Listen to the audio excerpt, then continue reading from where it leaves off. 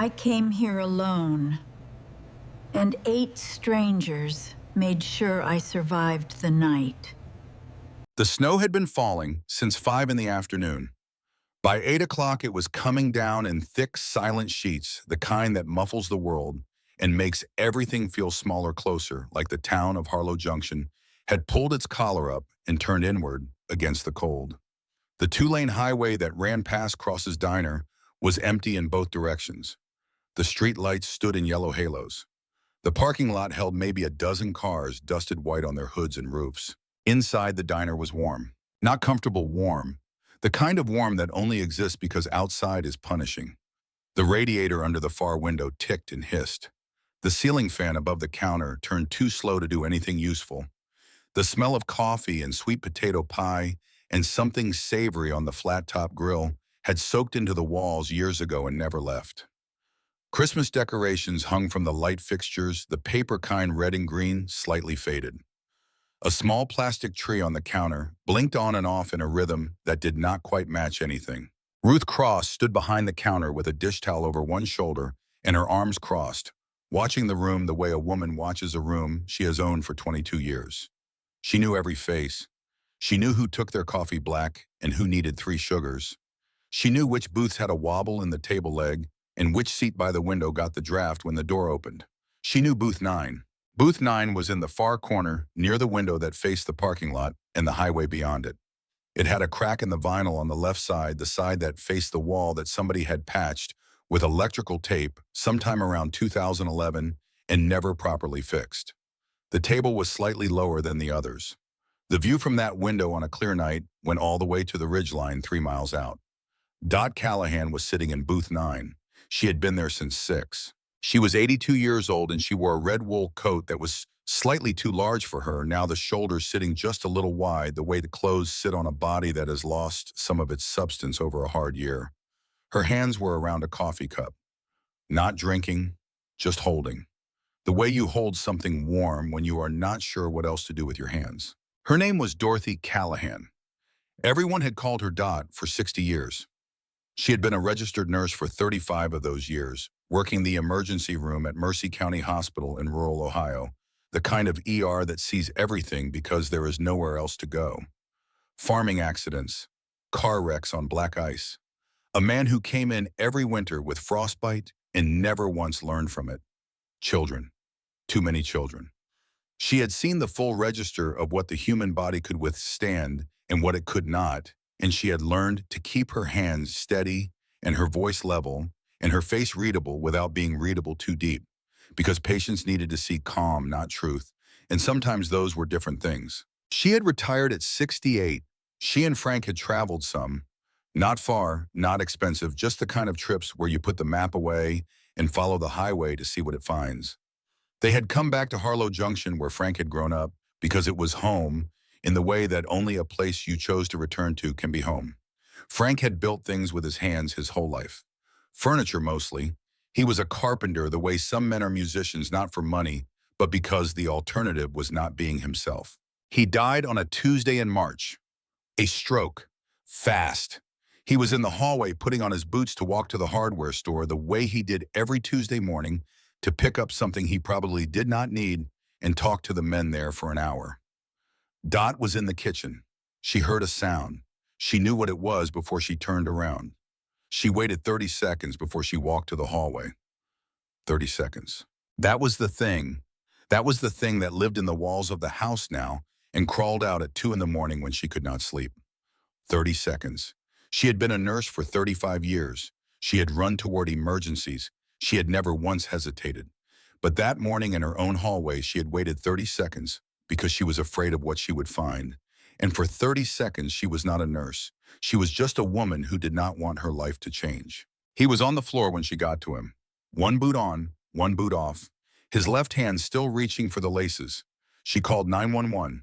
She did everything right after that, every single thing. But 30 seconds. Her daughter Nora had offered to fly out from Portland. Dot told her not to. Her son-in-law had offered to drive up. Dot told him the roads were fine and she was fine, and there was nothing to do that she could not do herself. She had arranged the funeral and written the thank you notes and cleared out his side of the closet in one afternoon because she knew if she left it too long, she would never do it. She had gone to church on the Sundays after. She had eaten dinner at the kitchen table every night alone because eating in front of the television felt like giving up something she was not ready to give up. She had not cried, not once, not at the funeral, not in the empty house, not when she found his handwriting on the back of an envelope in the kitchen drawer, just a grocery list, eggs and coffee, and the kind of crackers she did not even like, but he always bought. She had not cried because she understood in some deep and cellular part of herself that the grief was enormous, larger than she had room for right now, and if she let it in all at once, it would take her with it. So she kept moving. She kept her hands busy. She held the cup and did not drink and watched the snow fall on the empty parking lot and told herself this was fine. This was what you do. You show up and you sit in the booth and you get through the night. It was Christmas Eve. She had come to Cross's Diner on Christmas Eve for 31 years. Always this booth, always with Frank. They would split a pot of coffee and a slice of Ruth's sweet potato pie and sit for 2 hours talking about nothing urgent and everything real. About the kids when they were young, about trips they meant to take, about the neighbor's dog and whether the winter was worse this year than last and what Frank was building in the garage and whether Dot's knee was going to need looking at in the spring. Small things, the architecture of a life built together. She had put on the red coat because Frank said it made her look like she was going somewhere important. She had driven herself through the snow because she was not the kind of woman who stayed home. She had sat in booth 9 and ordered coffee and watched the families come and go and stirred her cup until it went cold twice. And Ruth had refilled it and squeezed her hand and asked if she was all right, and Dot had said she was fine. She was not fine. But that was between her and the window. Ruth had turned the radio up a little around 7, the holiday station, something instrumental that nobody was really listening to but that filled in the silence between conversations. The diner had thinned out by 8. Most of the families with young children had already gone hurrying home to get kids into pajamas and set out cookies and pretend to believe in things. Maybe 10 people left. A couple at the counter. A man eating alone by the door. 2 teenage girls splitting a milkshake in booth 3. Dot watched the parking lot. She was watching because looking at the inside of the room made her feel the absence too specifically. Out there, the snow fell on everything equally, on the cars, and the asphalt, and the highway, and the ridge 3 miles out, and it asked nothing of her, and she could just look at it. That was when she heard it. It started low below the threshold of the radio, a vibration more than a sound at first. She felt it in the booth seat before she heard it through the glass. Then it became a sound, deep and rhythmic. Multiple engines not passing through, but slowing, turning, rolling into the lot. The headlights came through the window one by one, cutting bright arcs through the falling snow, and then they stopped. She counted them without meaning to. 8. 8 motorcycles in a row along the front end of the diner engines, going quiet one after another, like instruments in an orchestra setting down. The snow kept falling. For a moment, nothing moved. Then they started getting off. She could see them through the window. Big men, heavy coats and leather vests worn over them, the vests with patches on the back that she could not read from here but could identify by type. They moved the way men move when they have been on the road for hours, stretching slowly, rolling shoulders, stamping boots against the cold. Their breath came out in white clouds. The snow was settling on their shoulders. The door opened. The bell above it rang, the small one that Ruth had hung there years ago, and the cold air came in with them, and every head in the diner turned without anyone deciding to turn. The man who came in first was the largest. He stood somewhere around 6'2", 6'3", with a beard that came down to the middle of his chest and hands that belonged on someone who had been working with him since the age of 15. He wore a leather vest over a heavy flannel shirt, and the vest had a patch on the back that read something Dot could not quite read from this angle, but the shape of it was familiar. The style of it, the kind of patch that people in certain rooms reacted to in certain ways. He was not young, 45, maybe 50. There were lines around his eyes that came from squinting into wind and weather for decades, and something else in his face that she recognized from the hospital, the particular quality of exhaustion that is not physical, but the other kind, the kind that sleep does not touch. Behind him came 7 more. They filled the doorway one by one and then spread out into the entrance area, and the diner, which had felt adequately sized 30 seconds ago, suddenly felt smaller. Not because they were threatening exactly, more because they were simply very present, the way certain people are present, taking up not just physical space but atmospheric space.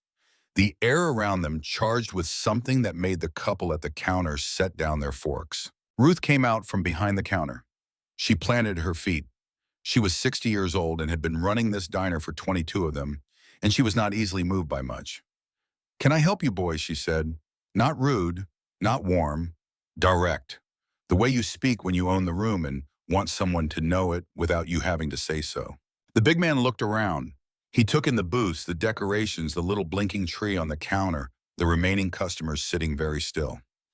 He was doing the same kind of reading that Dot had done her whole career, the fast, accurate read of a room taking inventory. And then his eyes moved to the far corner. They found booth 9. They found Dot. She did not look away. She had been looking at him since he walked in. 35 years in an emergency room had given her the ability to assess a person in about 4 seconds. Not judge them, assess them, and what she saw when she looked at this man was not what the couple at the counter was seeing. They were seeing the patch in the beard and the size of him, and their brains were running calculations about threat. She was seeing a man who had not slept in 3 days. She could see it in the skin under his eyes, in the set of his jaw, and the way he held himself upright, but with effort, the way a person holds themselves when they are running on something other than rest. She had seen it on night shift nurses, on fathers in waiting rooms, on people who had received news they had not yet figured out what to do with. He crossed the diner and walked to booth 9 and pulled out the chair across from her and sat down. He did not ask permission. He did not introduce himself. He did not explain. He just sat. The diner held his breath. Dot looked at him. He looked at her. He was close enough now that she could see his eyes clearly. Dark, steady, carrying something heavy behind the steadiness. "You look like a man who has not slept in 3 days," she said. His expression did not change. Not surprise, not offense. Something shifted slightly in his face, the almost invisible shift that happens when something accurate lands. "My mother died," he said. His voice was low, not quite steady. 48 hours ago. Dot did not say she was sorry. She had been a nurse long enough to know that those words, no matter how genuinely meant, landed on grief like a hand on a bruise. She held his eyes for a moment. Then she said, "Well, I suppose you had better sit down properly then, because I have been alone since 6, and my coffee has gone cold twice, and I think we could both use the company." Something happened in his face, just the corners of his mouth, a fraction of movement, not quite a smile, but the shape of where one might go. He turned and made a gesture to his crew. They came. Slowly at first, checking the room, checking him, and then they came. They pulled chairs. They pushed a second table against the first to make room. A couple of them had to turn chairs sideways. Within 5 minutes, booth 9 had become something else entirely, a cluster of tables pushed together in the corner. 8 large men in leather arranged around them, and an 82-year-old woman in a red coat at the center. Ruth watched from behind the counter for exactly 6 seconds. Then she picked up the coffee pot and came over. His name was Axel Boone. He had been writing with the same chapter for 22 years. He had grown up outside Syracuse in a town that had a paper mill that employed everyone until it did not. His mother, Helen, had lived in the same house she had lived in for 40 years. She had called him every Sunday. He had a number of things he would have told her when he got around to it, and now he would not get around to it. And the house was full of her things and her smell and the particular absence of a person who had always been there and now was not. And he had gotten in his truck and then gotten on his bike and ridden because being still was not possible. The man to his left was Wade Slater, 44, big-shouldered, quiet in the way of someone who has decided economy of words is wisdom. He had a daughter named Lily, 17. They had not spoken in 4 years. Her mother had ended the marriage badly, and the telling of it had been one-sided in the way that ending a marriage badly tends to be, and Lily had believed what she was told because she was 13, and 13-year-olds believe their mothers as they should. He had a photograph in his wallet behind his license. It was creased down the middle from being folded and unfolded. He pulled it out when Dot asked him about family, A direct question, no preamble, the kind of question a nurse asks, and he set it on the table. Dot looked at it. The girl had her father's eyes. The shape of them, the dark color. Write her a letter, Dot said. Not a text. Sit down and write her a letter and say what you need to say. People keep letters. They put them in drawers. A text disappears into a phone and gets buried under 100 other things. A letter is something a person holds. Wade looked at the photograph for a moment and put it back carefully. The man named Bobby Flynn was the youngest of them, 30 years old with close-cropped hair, in a quiet that was different from Wade's quiet. His was the kind of quiet that forms around something that has not been said out loud enough times to lose its weight. He started talking about his younger brother Marcus and got one sentence in and stopped. Dot put her hand on his arm. She did not say anything. She had learned a long time ago that sometimes the most useful thing a person can do is just make it known that they are still there. Ruth kept the coffee coming. She brought pie, then more pruia, then a plate of toast and eggs, because she was Ruth, and feeding people was her first and most reliable response to anything that required a response. The other customers had relaxed by degrees. The couple at the counter had gone back to their food. The man by the door had nodded once at the bikers in the way that men of a certain generation nod at each other, a minimal acknowledgement that does not require follow-up. The diner had settled into something it had not been before they walked in. Not quieter, actually. Warmer, fuller. The way a room fills not just with people, but with the weight of actual things being said. Dot was the center of it without trying to be. She asked questions, real ones. Not the social kind that require social answers, but the kind that a woman asks after decades of sitting at bedsides, the kind that say, I am asking because I actually want to know, and I have time to hear the answer. She asked Axel about his mother, about the house, about what Helen had been like before the end. She asked Bobby what his brother's name was.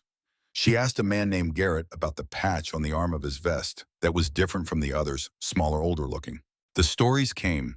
They came in fragments, not linear, the way stories come when people are not performing them for an audience, but just releasing pressure. Axel's mother had kept a garden even when her knees made it hard. She had made him call her on his birthday as well as hers, because she said the day belonged to both of them. He had not called on his last birthday because he was on the road and told himself he would call the next day. He did not call the next day. Dot listened. She did not try to fix it. She did not offer the standard consolations that people offer when they do not know what else to say. She just kept her hands around her cup and listened the way someone listens when they are actually absorbing what they hear instead of waiting for their turn to speak. At some point, Ruth came close and bent down next to Dot and spoke quietly. Nora called me about 20 minutes ago, Ruth said. She has been driving since noon. Dot went still. Her eyes moved to Ruth and held there for a moment. Then she nodded, once, and turned back to the table. She did not say anything about it. She asked Axel if his mother had any other children. He had a sister in Rochester. The sister had handled most of the arrangements. He had helped where he could, but there was a way the house made him feel a specific kind of suffocating that he could not explain, except that it was not grief exactly, or not only grief, it was also the awareness of all the conversations that would never happen, the complete and final closing of a door that he had left ajar his entire adult life, meaning to walk back through. Dot said yes. She said it simply without elaboration. The way you say yes when someone has described something you recognize. She knew about the door. It was 2 minutes before 9 when the front door opened again. Not the careful opening of someone coming in out of the cold. The kind of opening that has intention behind it, the kind that makes the bell above the door sound different, somehow harder. 2 men. The one in front was tall mid-40s, a hunting jacket in blaze orange over a flannel shirt, a cap pulled low. He had the kind of face that arranges itself into authority without having earned it. The man behind him was shorter, thicker with red in his cheeks that came from somewhere between the cold and whatever he had been drinking before he got here. They came in and stopped and looked at the room. The tall one took in the bikers at the corner booth. His face did something. His chin came up slightly. He turned and said something low to the shorter man, and then they sat down at the counter and ordered coffee and did not take their eyes off the corner. Ruth set cups down without warmth and went back to her position. 5 minutes passed, then 10. Dot was aware of them the way she had always been aware of the room, not looking directly, tracking. She saw the tall one put his phone down on the counter after a call. She saw him speak to the shorter one again. She saw the shorter one nod. The tall man stood up. He walked to the corner booth and stood at the end of it with his arms crossed and looked down at Axel. "You boys lost," he said. Axel did not look up immediately. He finished the sentence he was in the middle of saying to Dot something about the drive from Syracuse, and then he turned his head slowly and looked at the man. "No," Axel said. "We are right where we are supposed to be. This is a family place," the tall man said. He was louder now, making sure the room heard it. "This is a place people bring their kids." "We can see that," Axel said.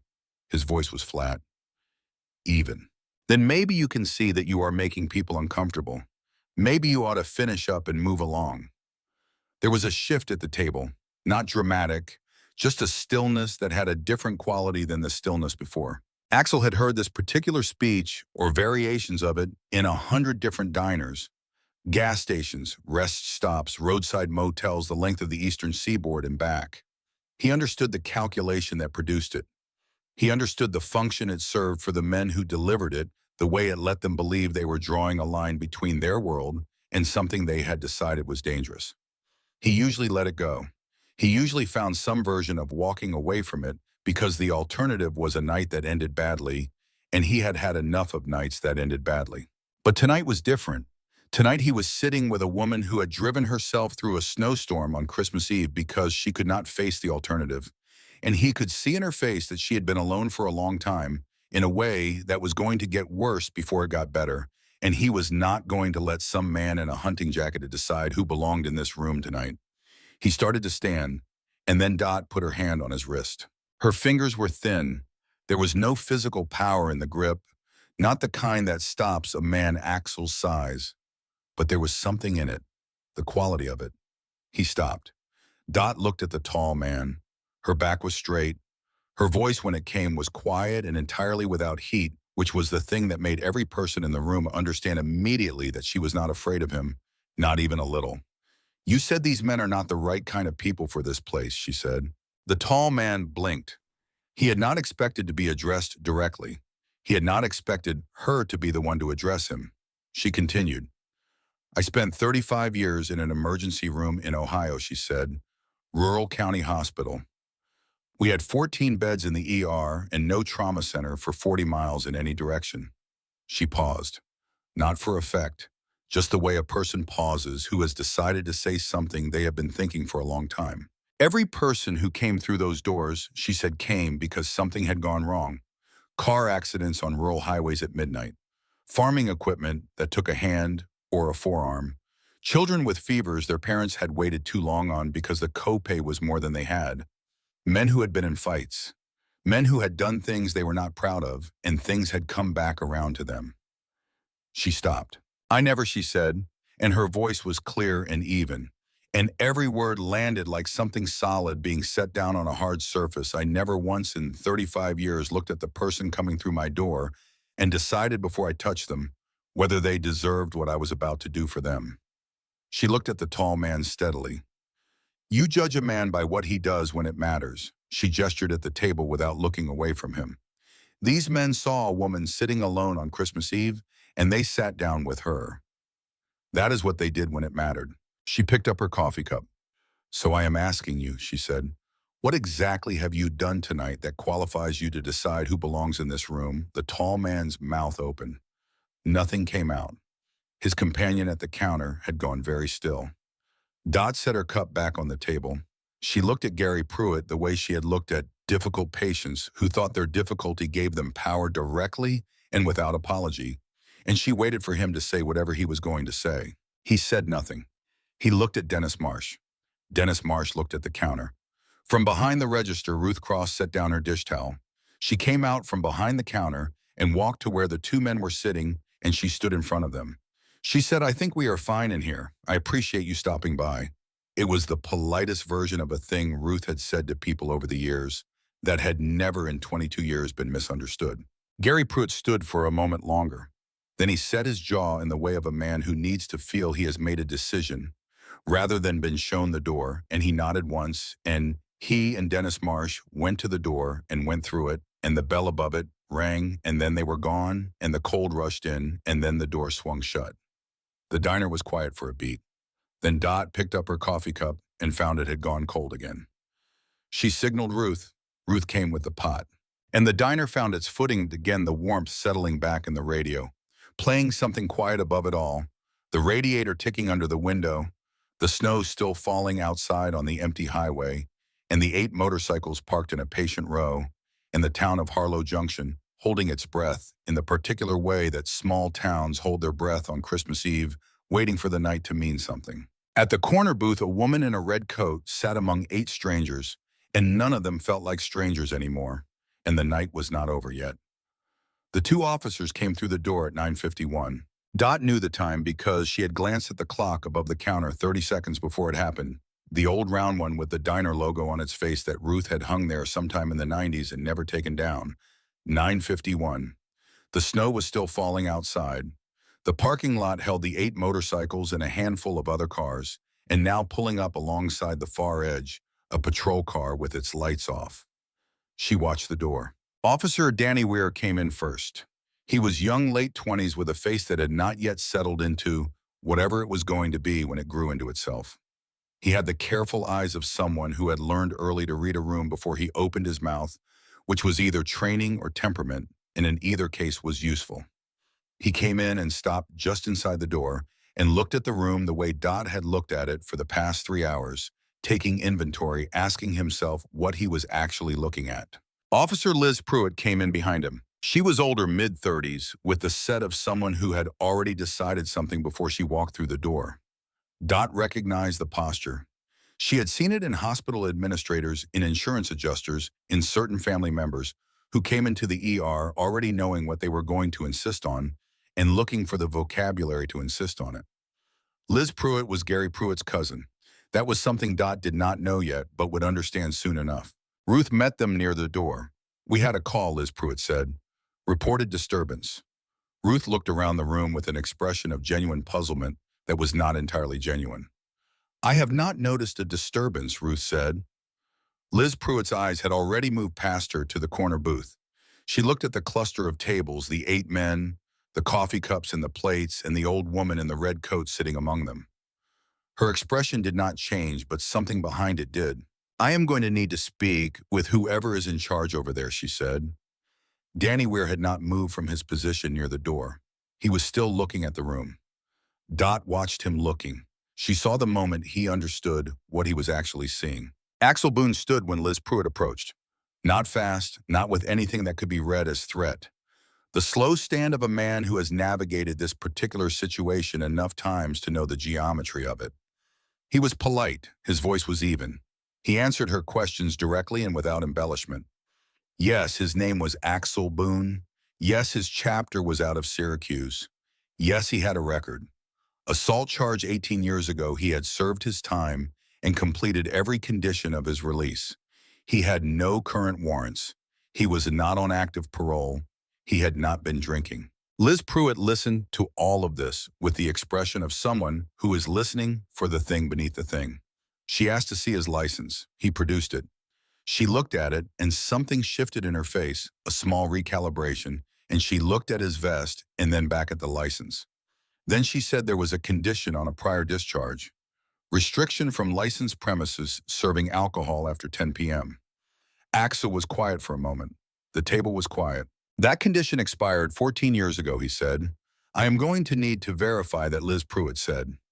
The clock above the counter read 9:54. The diner had gone very still, in the particular way that diners go still when something is happening that everyone can see but nobody is directly part of. The couple who had come in an hour ago and eaten their pie and stayed because the room had become something worth staying in had stopped moving. Ruth was at the counter, hands flat on the surface. Bobby Flynn had his jaw tight. Wade Slater had his eyes on the table. Dot had been watching all of this from her seat. She had the particular stillness of someone doing calculations. She stood up. She did not do it quickly. She pushed herself up from the booth seat the way she had been pushing herself up from chairs for the last few years. One hand on the table edge, deliberate, and she stood. And she looked at Officer Liz Pruitt, and she looked at Danny Weir, who was still standing near the door, And then she looked at Liz Pruitt again. She said, "Officer, does this establishment have a liquor license?" Liz Pruitt looked at her. There was a pause. "That is not what I asked," Liz Pruitt said. "I know what you asked," Dot said. "I am asking something else." She turned to Ruth. "Ruth, does Cross's Diner hold a license to serve alcohol?" Ruth said, "We serve coffee, pie, eggs. We have never applied for a liquor license in 22 years. Dot turned back to Liz Pruitt. "Whatever the original condition of any prior discharge, she said the restriction you are describing would apply to a licensed premises. A diner that does not sell alcohol is not a licensed premises by that definition." She paused. "I worked in healthcare administration for the last 8 years of my career. I read more legal language than I ever wanted to. I could be wrong, but I do not think I am." The room waited. Danny Weir had moved without appearing to decide to move a few feet closer to the center of the room. He was looking at Dot with an expression that was difficult to read and then was not so difficult to read. Liz Pruitt looked at the clock. She looked at Axel Boone. She looked at Dot. She said, "I am still going to need to run this." "You do what you need to do," Dot said. She sat back down. She picked up her coffee cup. "While you are doing that," she said, "perhaps you would like a slice of pie. Ruth makes a sweet potato pie that I have been eating for 31 years, and it has never once been wrong." Something happened at the corner of Danny Weir's mouth. He turned away to hide it toward the door and stood there with his back to the room for a moment. Liz Pruitt went to make her call. She stood near the counter with her radio, her voice low. The diner breathed again slightly. Not fully. The clock read 9:56. Ruth appeared at Dot's elbow with the coffee pot. She refilled the cup without being asked, and she bent down and said very quietly, "Nora just texted me. She is en route 9, 20 minutes out." Dot wrapped her hands around the fresh cup. The warmth came through the ceramic. She did not answer Ruth directly. She said, "Bring that pie out for the officers. Both of them. The good plates." Ruth went. Axel had settled back into a seat across from Dot. The table was quieter than it had been. The lightness that had been building over the last 2 hours had not disappeared, but it had shifted, weighted down slightly by the presence of the situation, the way weather changes the feeling of a room, even when you are inside and cannot feel it directly. Axel looked at Dot. "You did not have to do that," he said. Dot set her cup down. She said, "I spent 35 years making decisions about what I did not have to do. It is a habit I never found a use for." He was quiet for a moment. Then he said, "My mother used to say something like that. She said that doing the right thing and doing the necessary thing were not always the same thing, but when they were, you did not waste time deciding." Dot looked at him. "Was she a nurse?" she asked. "No. She cleaned houses. She did it for 40 years. She said she learned more about people from cleaning their houses than most people learn in a lifetime. She knew everything and kept all of it to herself." They sat with that for a moment. The clock read 9:59. Dot said, "Tell me about the last time you saw her." It was the kind of question that could have landed wrong asked at the wrong time. But the time was somehow not wrong and the question did not land wrong. Axel looked at the table for a moment. He turned his coffee cup a quarter turn. He said it was in September he had ridden up for a weekend. She had made a roast. She always made a roast when he came. He had fixed the gutter on the back of the house that had been pulling away from the fascia for 2 years, and she had stood in the backyard and told him he was doing it wrong, and then when he was done, she had told him it looked fine. They had watched the news after dinner and disagreed about something, and then agreed about something else, and he had left Sunday afternoon meaning to come back at Thanksgiving. He had not come back at Thanksgiving. He did not say why. He did not need to. Dot said she knew you loved her. Axel looked at her. "People are not always good at saying the things they mean to say," Dot said. "But they usually know. Children know their parents love them, even when the love is imperfect and the words are wrong and the timing is bad.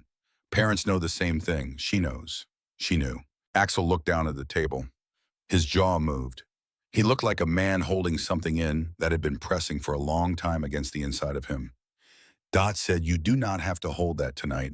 Not here. Not with me." Something shifted in his face. Not breaking. Not the way she had imagined it might, if it went not dramatic, not a collapse.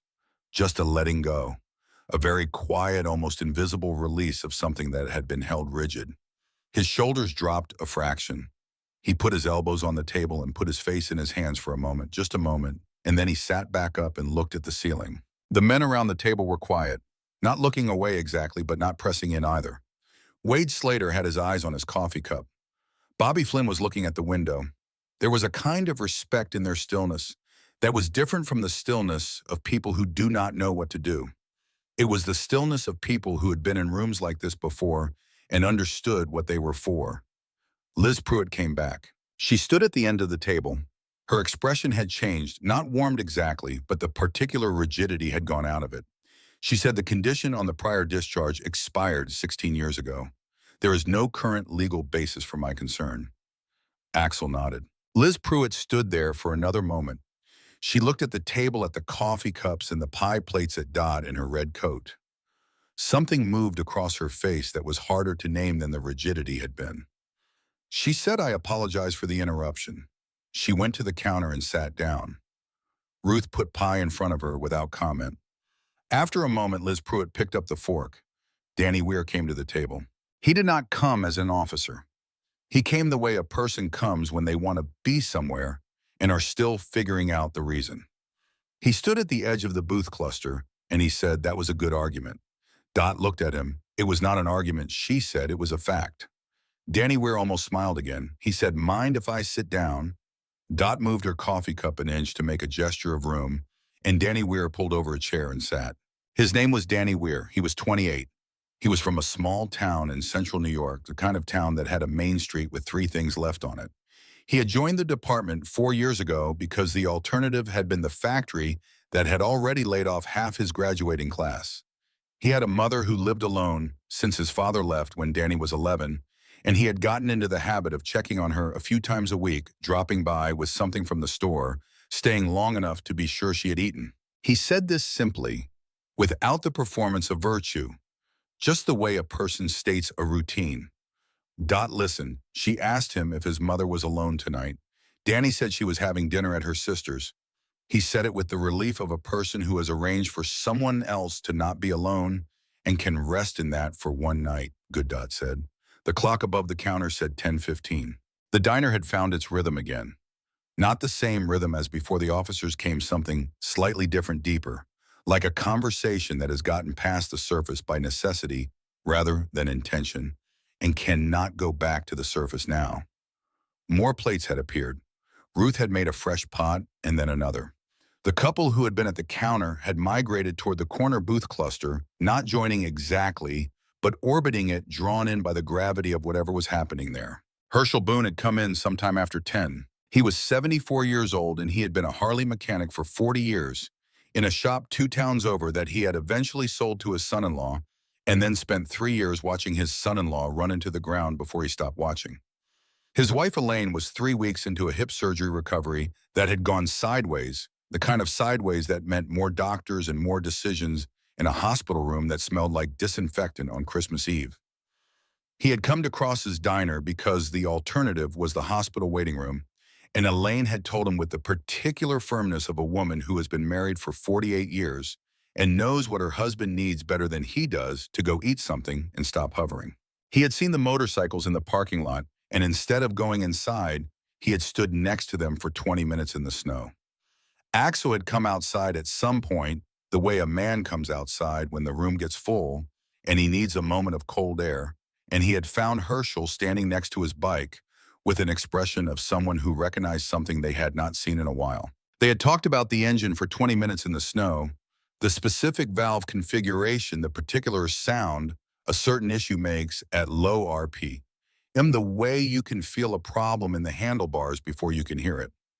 Herschel ran his hand along the tank with the reverence of a man touching something he spent his working life understanding. When they came inside together, the table absorbed Herschel without ceremony, the way the table had been absorbing people all evening naturally, as if the space had always been planned for exactly this. The door opened again. A woman stood just inside it. She was 54 years old, with Dot's eyes and Frank's height, and the particular look of someone who has been driving for a long time through difficult weather and has not decided yet whether they were right to do it. She was wearing a heavy coat with snow on the shoulders, and she had stopped just inside the doorway, The way you stop when you have been moving towards something for hours and have suddenly arrived, and the arriving is harder than the moving was. Her name was Nora. She stood there and she looked across the room at booth 9, and she looked at her mother. Dot looked at her daughter. The room was quiet in the way that rooms go quiet when something private is happening in a public space. Not the held breath quiet of tension, but the respectful quiet of people understanding that they are witnessing something that does not require their participation. Nora walked across the diner. She did not rush. She walked the way a person walks when they are very tired and very relieved at the same time. She came to booth 9 and she did not look at the 8 men arranged around it. She looked at the empty space on the bench seat across from Dot, and she sat down in it. Frank's place. She sat in Frank's place and she put her hands on the table and she looked at her mother. Dot looked back at her. Something moved in Dot's face. Something that had been held in a very specific configuration since March shifted. Not a collapse, not a loss of control, just the way a breath releases when you have been holding it without knowing you were holding it and something makes it safe to stop. She said, "How long have you been driving?" "Since noon," Nora said. "You did not call me." "No." Dot looked at her daughter for a moment. Then she put her hand over Nora's hands on the table. The 30 seconds in the hallway came up in her chest. It came up the way it always came up, the specific weight of it, the Tuesday morning, and the sound and the waiting. It had been with her every day since March. It had been in the bed with her at night, and at the kitchen table in the morning, and in the grocery store when she passed.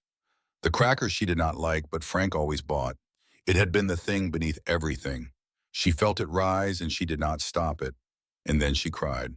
Not the way she had been afraid she would cry. Not the overwhelming kind. Not the kind that takes a person somewhere they cannot find their way back from. It was quiet.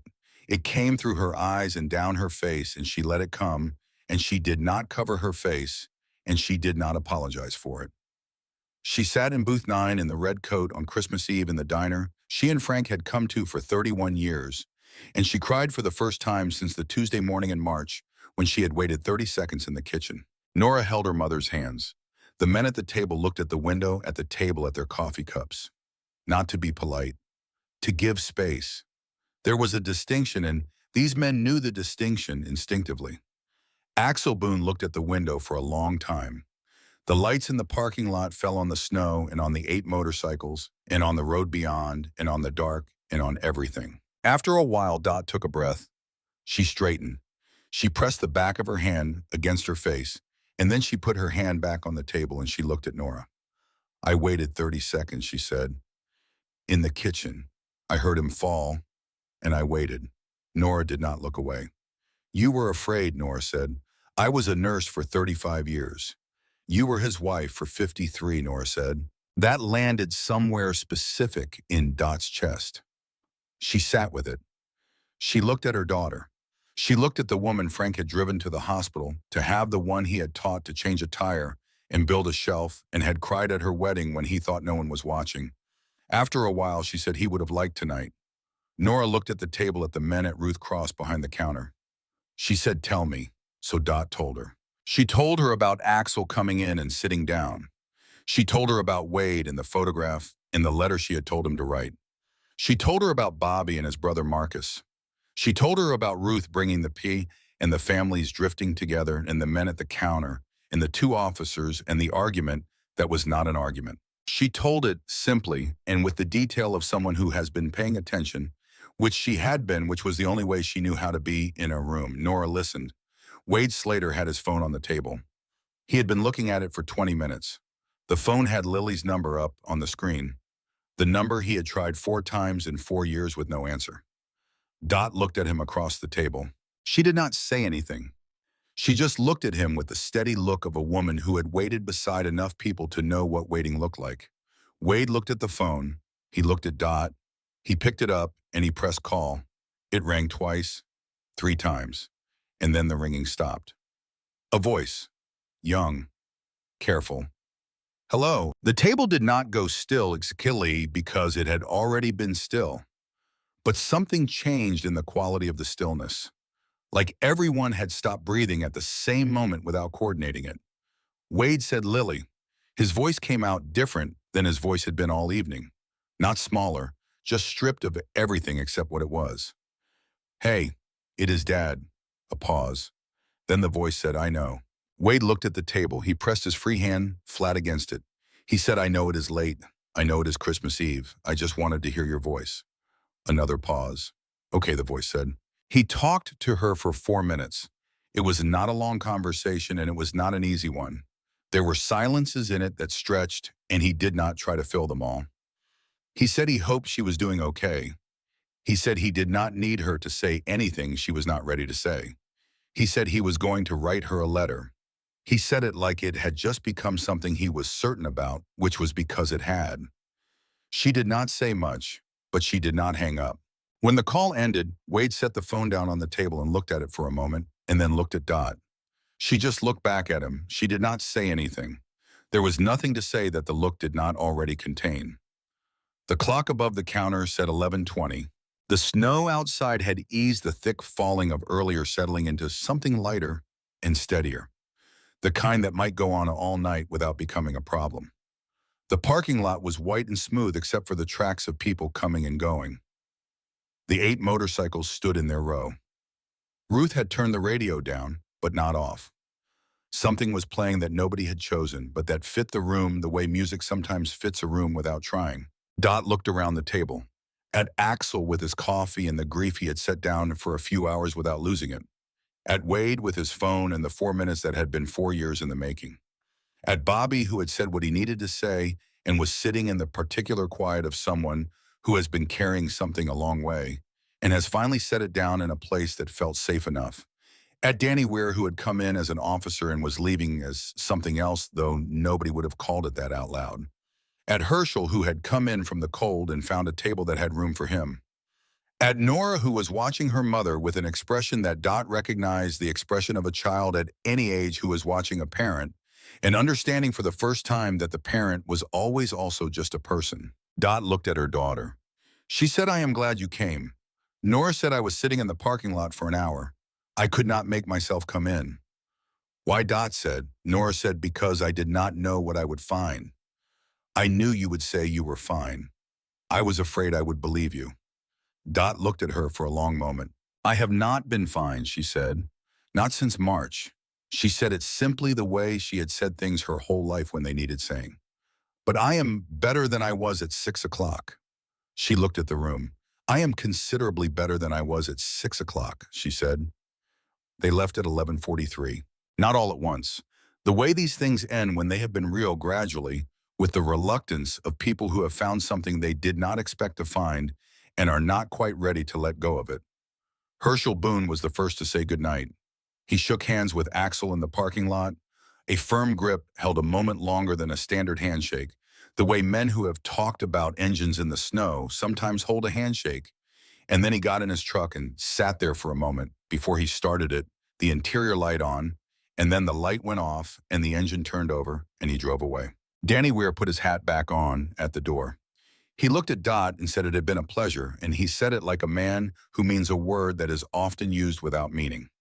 He went out and Liz Pruitt followed him, and Dot noticed that Liz Pruitt paused at the door and looked back at the room once, and whatever she was looking for, or whatever she found in that look, she did not say.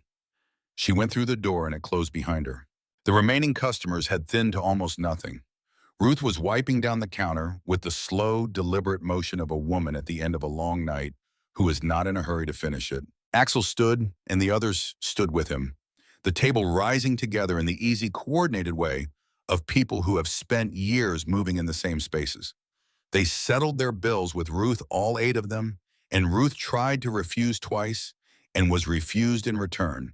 And in the end, she took the money and folded it and put it in the register and did not say what she was thinking, which Dot could see from across the room was something close to what she was thinking herself. Dot put on her coat.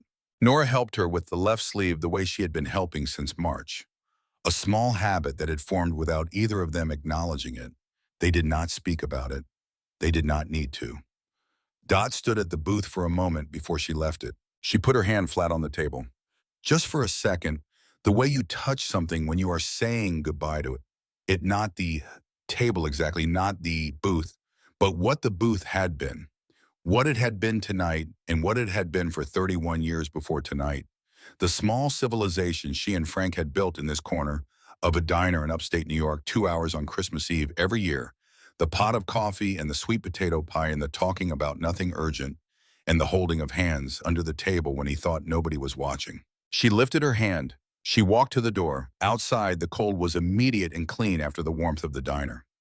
The snow had become the light, steady kind, each flake finding its place without rushing. The parking lot was white and quiet. The street lights made the snow glow slightly. Everything was very still. The 8 motorcycles were where they had been left in their row along the front of the building. Snow settled on the seats and the handlebars in thin white lines. Dot stood on the step and looked at them for a moment. Then the men started coming out behind her, and the engines started one by one, and the sound of them filled the parking lot deep and steady, like the sound of something reliable. Nora had the car. She brought it around, and Dot got in, and the heat came on, and Dot looked through the windshield at the 8 motorcycles lined up and running in the snow. Axel pulled alongside Nora's window. He made a gesture. Nora lowered the glass. "We will follow you," Axel said. "Make sure you get home." Dot leaned toward the window from the passenger seat. "That is not necessary," she said. Axel looked at her. He did not argue. He just looked at her with the steady look of a man who has made a decision that is not open for discussion, but gently without pressure. Dot looked back at him. "All right," she said. The drive was 4 miles. Back roads, the 2-lane kind that go through the trees and past the dark fields and the occasional farmhouse with its porch light on. The road was snow-covered but not dangerous, the kind of driving that requires attention without requiring fear. Nora drove at an easy speed, and behind them, the 8 motorcycles came in 2 columns of 4, their headlights making a doubled line of light in the dark ahead. Dot watched the road. She watched the dark fields going past, and the trees standing bare and black against the white snow, and the occasional light of a house set back from the road. She watched the way the headlights from behind lit up the snowflakes coming toward the windshield, so they seemed to be rushing at the car. From the dark, she thought about Frank driving these roads. 31 years of Christmas Eve drives home, his hands on the wheel and the radio on something quiet, and the heater running and her in the seat. She thought about the particular quality of being driven home by someone who knows the roads. She thought about what it meant to be followed through the dark by people who wanted to make sure you arrived. When they pulled into the driveway of the house on Clement Road, the motorcycles stopped at the curb. All 8 of them. Engines idling, headlights on. The house was dark except for the porch light that Dot had left on when she went out 7 hours ago. The snow on the front walk was undisturbed. Dot got out of the car. She stood in the driveway and she looked at the house for a moment. The house she and Frank had lived in for 19 years. The house where his tools were still in the garage, and his chair was still in the living room, and his boots were still by the door, one of them, the right one, because she had never moved it, she had not been able to move it. She turned and looked at the 8 men on their motorcycles at the curb. 8 sets of headlights in the dark, 8 engines in the cold. The snow falling on them and on the street and on the neighborhood that was entirely quiet at this hour on Christmas Eve. Axel got off his bike. He walked up the driveway through the snow, his boots making tracks in the untouched white. He reached into the inside of his vest and came out with a card, small and plain, the kind made on a computer and cut by hand. He held it out to Dot. She took it. She looked at it, a phone number. Nothing else. No name, no title, no explanation. "You call that number," Axel said. "Anytime, day or night, does not matter what day, does not matter what hour." He paused. "Someone will always pick up." Dot held the card. She looked at it for a moment, and then she looked at him. She said, "Your mother would have liked tonight." Axel was quiet. The engines ran behind him. The snow fell between them. After a while, he said, "Yeah, she would have." She could hear in those 4 words everything that had not been said all evening. The phone calls not made, and the Thanksgiving not attended, and the gutter fixed in September, and the number still saved in a phone, because deleting it meant something he was not ready for it to mean. She could hear all of it in 4 words, and she did not try to answer it because it did not require an answer. She said, "You were there in September. You fixed the gutter." She knew you loved her. She knew. Axel looked at her. The particular look of a man receiving something he needed and had not known how to ask for. He nodded once, and then Dot cried again. Not the way she had cried in the diner the quiet release held since March. This was something different. This was standing in her driveway on Christmas Eve looking at 8 strangers who had ridden through a blizzard and eaten pie and listened to her and followed her home through 4 miles of snow to make sure she arrived, and feeling the full weight of what that meant. The understanding that she was not invisible, that she had not been forgotten by the world on the night she had been most afraid of being forgotten by it. She let it come. Axel stood in the snow and he did not move away. He did not say it was going to be all right. He did not look for something helpful to say. He just stood there, this large, quiet man in leather in the snow, and he let her cry the way someone lets another person cry when they understand that it is necessary and not something to be fixed. After a while, she stopped. She pressed the back of her hand to her face. She straightened. "Thank you," she said. "All of you." She looked past Axel to the 7 men at the curb. They sat on their bikes in the snow and in the headlights, and not one of them said anything. But they were all looking at her, and the looking had something in it that she recognized from her years in the hospital, from the faces of people who were witnessing something and understood what they were witnessing. Axel nodded. He walked back down the driveway to his bike. He got on. The engine changed pitch slightly under him. One by one, the 8 motorcycles pulled away from the curb. Not fast, slow and deliberate, the way you move when you are not trying to make a sound, but cannot help making one anyway.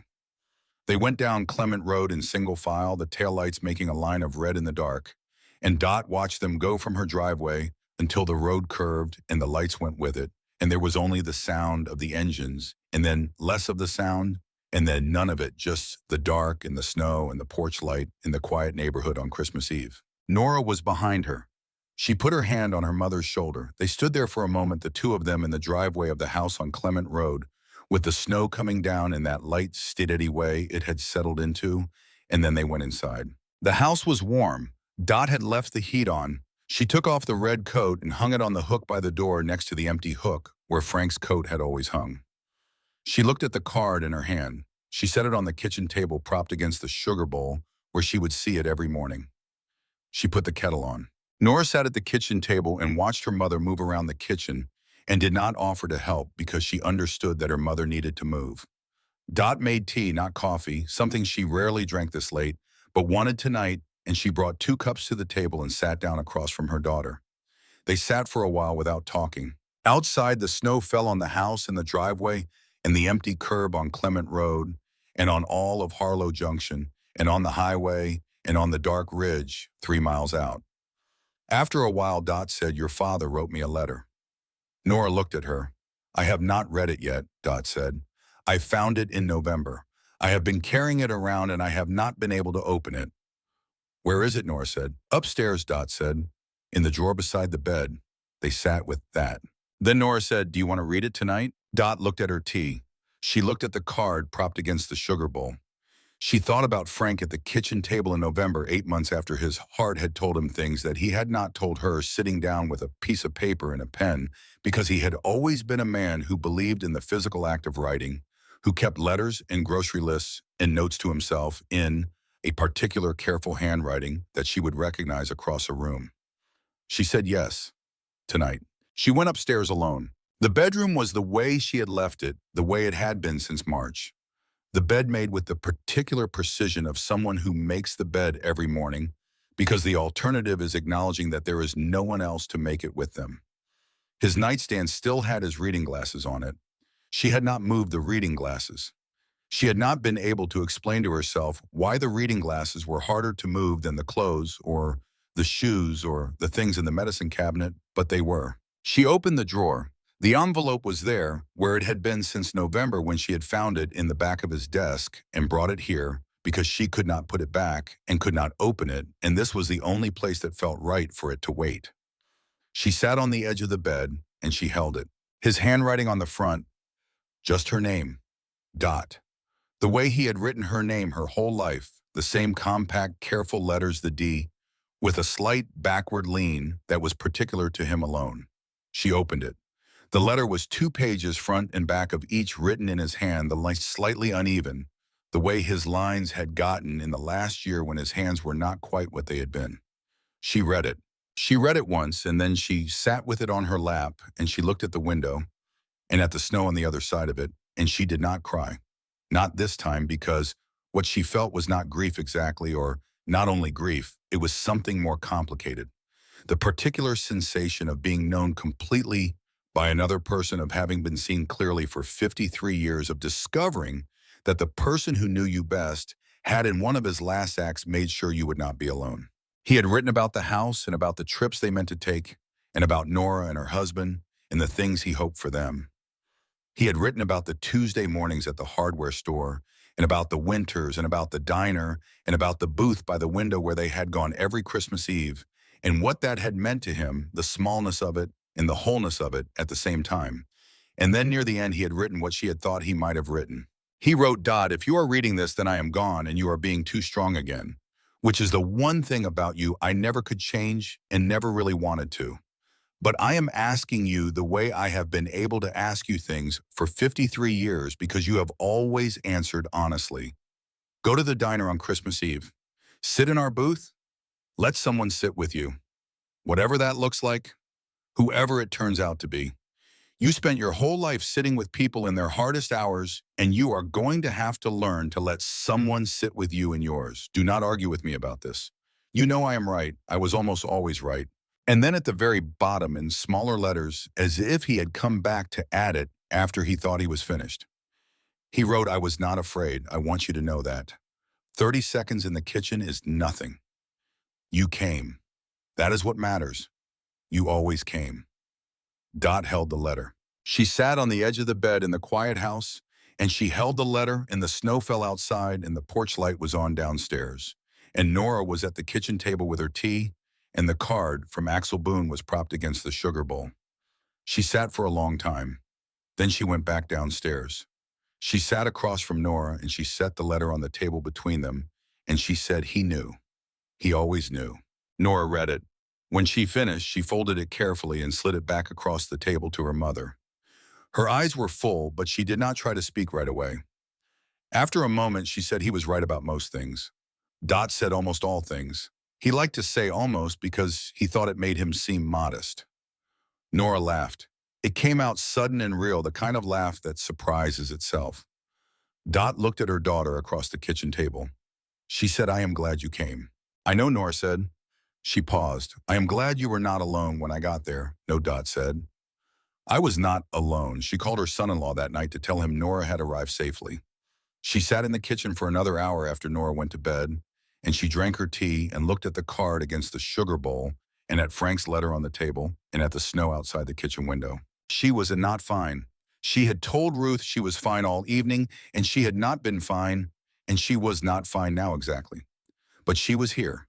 She was present in her own life in a way she had not been since the Tuesday in March, and that was what Frank had asked for. Not happiness, not the absence of grief, just this. Just her still at the table and still holding the cup, still in the world. She went to bed at 2 in the morning. She lay in the bed and she looked at the ceiling and she listened to the house, the tick of the radiator, the occasional shift of the structure settling in the cold, the wind moving along the eaves. She slept. In the morning, she made coffee and she called Axel's number. He picked up on the second ring. She said, "I wanted to thank you again, in the light of day when things are clear." He said, "You do not need to thank me." She said, "I know. I am doing it anyway." There was a pause, and then he said, "How are you this morning?" She looked out the kitchen window at the snow that had stopped in the night and lay deep and white and clean over the yard and the driveway and the empty curb. "Better," she said. "I am better." Wade Slater drove to Millhaven on the 26th. He had written the letter the night before. He had sat at the small desk in his apartment with a legal pad and a pen, and he had started it 4 times and thrown out the first 3. The 4th one, he finished. It was not long. It said what it needed to say, and not more than that, which was the hardest kind of letter to write, the kind where you have to choose what to leave out. Lily opened the door. She was 17, and she had her mother's height, and his eyes the dark shape of them that he had first seen in a hospital room and had not been able to look away from in the 17 years since. She looked at him with those eyes, and she did not smile, and she did not step back from the door, and she did not close it. He said, "I brought the letter." The one I told you I would write. I thought I would bring it in person." She looked at him for a moment. Then she stepped back from the door and let him in. The kitchen was small and warm. She had coffee made. She poured him a cup without asking and set it on the table and sat across from him, and he put the letter on the table between them, and she looked at it. She said, "I have your other letters, all of them." He looked at her. She got up and went to her room and came back with a shoebox. She set it on the table and lifted the lid. Inside, rubber banded by year, were the letters he had sent over 4 years. Every one of them, opened all of them, stacked neatly the way a person stacks things they return to. She said, "I did not know how to write back." He looked at the letters and then at her. He said, "You do not have to write back. You do not have to do anything you are not ready for. But I am going to keep writing." She looked at him with those eyes. "Okay," she said. "That is okay." They drank their coffee. They did not say much else. But when he left, she stood on the step and watched him get in his truck and drive away. And he saw her in the rearview mirror, standing in the doorway, until he turned the corner, and that was enough. It was more than enough. It was the kind of thing a person carries for a long time. The years after that went the way years go when something has shifted at the center of them. Axel came every Christmas Eve. He never missed. He always arrived sometime around 8 when the snow was usually falling, and he came through the door of Cross's Diner, and the bell above it rang, and he walked to booth 9 and sat down across from Dot, and Ruth brought the coffee and the pie without being asked. Sometimes he brought more of the crew. Sometimes it was just him and Wade. Once it was just him and they sat for 3 hours and talked about everything and nothing the same way she had talked with Frank for 31 years. The way it is possible to talk with someone when you have decided you trust them and time is not the main thing. Danny Weir came the second year. He brought his mother June, who was 63, and had her son's same careful eyes and the kind of handshake that means something. She sat in the booth and ate pie and stayed until midnight, and by the end of the evening, she and Dot had discovered they had both worked in healthcare in the same decade in towns 2 hours apart and had opinions about the same things. And she told Ruth the sweet potato pie was the best she had ever had, which Ruth received with the expression of a woman who has been told this for 20 years and still means it every time. Herschel Boone came back. He said his wife Elaine had recovered and was furious at him for eating pie without her, and he was bringing her next year, which he did. And Elaine was exactly the kind of woman Herschel had described, small and sharp-eyed, with opinions about everything. And she told Ruth her pie was excellent and asked for the recipe, which Ruth declined to provide, which Elaine respected because she would have done the same. Wade and Lily came the third year. They came together, Lily 20 now, and she sat next to her father in the booth, and she was quiet at first, and then less quiet, and by the end of the night she had made Dot laugh twice real laughter, and Dot did not give that easily. And then on that same third Christmas Eve, Axel arrived later than usual. It was close to 8:30 when the bell above the door rang, and Dot looked up from her coffee and saw him come in. Behind him came a young woman she had not seen before, 21, 22, with a winter coat that was slightly too thin for upstate New York in December, and the particular look of someone who has been crying recently and is doing a careful job of not showing it. Axel came to the booth. He sat down. The young woman sat beside him and looked at her hands. He said, "This is Maya. She is my sister's daughter. Her mother passed in October." Dot looked at the young woman. Maya looked up. Her eyes were the kind of eyes that had recently learned something very hard about the world and had not yet figured out what to do with the knowledge. Dot did not say she was sorry. She had been a nurse long enough to know what those words landed like. She looked at Maya for a moment. Then she reached across and patted the bench seat beside her. She said, "Sit over here where I can see you better. Coffee is getting cold." Maya looked at her. Something moved in her face, some small release of something that had been held. She moved around the table and sat next to Dot. Ruth appeared with the pot. The diner was warm. The snow was falling outside. The radio was playing something quiet that nobody had chosen but that fit the room the way music sometimes fits a room without trying.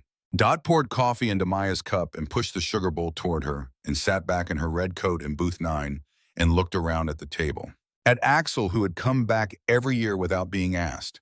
At Wade, who had his phone out because Lily was coming running 20 minutes late, sending her location the way young people do quickly and without ceremony. At Bobby Flynn, who had gotten steadier over 3 years in the way that grief eventually allows if you do not fight it too hard. At Herschel and Elaine sitting close together at the end of the table, her hip fully healed, his hands around his cup. At Maya with her thin coat and her careful eyes and her cup of coffee, Dot said to her, "Tell me something about your mother. Something small, the kind of thing you think about when you are not trying to think about her." Maya looked at her cup. After a moment, she said she used to sing in the car. Not real singing, just along with the radio. She was terrible at it. Dot nodded. She said Frank could not carry a tune either. He sang anyway, every time. 31 years in that car, and he never once let a song go by without at least trying. Maya almost smiled, the beginning of a small thing. But Dot knew the value of small things that were the beginning of other things, and she sat in booth 9 on Christmas Eve and let the room be what it was, which was warm and full and imperfect and exactly what it was supposed to be. The booth by the window became something that did not have a clean name for it. Not a tradition exactly, though it was that. Not a family exactly, though it was that too. It was what happens when people decide to keep showing up to the same place and mean it. Dot was 85 the third Christmas and still wore the red coat. She was 87 the last one. That last Christmas Eve, she was slower getting into the booth. Her hip had been bad since October, and Nora helped her with her coat, and Axel was there when she arrived already in his seat with coffee in front of him that he had not touched waiting. She sat down across from him, and Ruth brought the pot and the pie, and for a while it was just the two of them before the others arrived. He looked older. They all did. There were more lines around his eyes and more gray in his beard, and he moved with the slight deliberateness of a man whose body has accumulated its history. But his eyes were the same, and his hands around the cup were the same, and when he looked at her across the table, there was the same quality in it she had seen on that first night when she had told him he looked like a man who had not slept in 3 days. He had slept since then. Not always well, but he had slept. She asked about his sister in Rochester. She asked about the chapter. She asked about the road, whether he was still riding, and he said he was still riding. He thought he would be riding until he could not. She said good. She looked out the window at the parking lot, the motorcycles in their row, the snow. She said Frank would have liked you. Axel looked at her. He was a carpenter, she said. He built things with his hands. He believed in the value of things done right the first time. He had very little patience for people who were one thing in public and another thing in private. She paused. He would have liked you. Axel said I would have liked him. Dot nodded. She picked up her fork. The pie was the same as it had always been. Ruth's recipe had not changed in 22 years, and Dot did not expect it to change in her lifetime, and found something very satisfying in that. She said, I found his letter on Christmas morning, the one he left in November. He told me to come to the diner. He did not know about you or any of this. He just knew me. He said, sit in the booth and let someone sit with you. She set her fork down. He was right, she said. Axel looked at her. He said he. She said he. He was right. He was almost always right. He liked to say almost because he thought it made him seem modest. Axel smiled. A real one, the full kind, the kind she had seen come and go over 5 years, and which still arrived with the quality of something genuine rather than performed. The others came in over the next hour. Danny Weir and June, Herschel and Elaine, Wade and Lily, who was 20 now, and sat at the table with the ease of someone who had decided she belonged there. Bobby Flynn, who had gotten quieter and more solid over the years. Maya, who came back the second year and the third, and this year brought a friend, a young man named Garrett, who was quiet and watchful and reminded Dot of Bobby when she first met him. Nora arrived at 9:15 later than usual, and Dot said there was nothing to apologize for and meant it. The diner was full. At some point in the evening, Dot looked around the booth, and she thought about 6 years ago when she had driven herself through the snow in the red coat because she could not face the house. She thought about Frank's letter and the 30 seconds in the hallway. She thought about 8 engines in a parking lot and a man sitting down across from her without asking.